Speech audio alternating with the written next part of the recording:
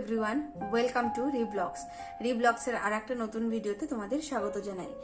অনেকে ইনডোর করতে চাইছো, যারা একদম শুরু করতে চাইছো, বেশ কিছুজন আমাকে জিজ্ঞাসা করেছে যে ইনডোর শুরু করতে যাই তার জন্য বেস্ট প্ল্যান্ট কি আছে। তো আমরা তো অনেক প্ল্যান্ট তোমাদের সাথে শেয়ার করেছি, বিশেষ করে ইনডোরটাই শেয়ার করি আমরা। তো এর মধ্যে এই আর একটা গাছ হচ্ছে ইনডোরের জন্য কিন্তু বেস্ট, যারা বিগিনার আছো, ফিলোডেন্ড্রন বিরকিন। এটা কিন্তু ঘরের একদম তুমি কুলিং প্লেসে রাখবে, যে কোনো জায়গায় যেখানে আলো একেবারেই পড়ে না, খুব কম আলো, হালকা আলো যেখানে আসে সেখানে রাখবে, এবং খুব বেশি জলের দরকার নেই। এটা একটা লো মেনটেনেন্সি গাছ, এবং সব থেকে ভালো জিনিস হচ্ছে এটাও কিন্তু একটা ডেকোরেটিভ গাছ। আমরা বেশ কিছু ডেকোরেটিভ গাছের ভিডিও তোমাদের সাথে এর আগে শেয়ার করেছি, ঠিক এর আগের ভিডিওটা একটা ডেকোরেটিভ গাছ নিয়ে বলেছি।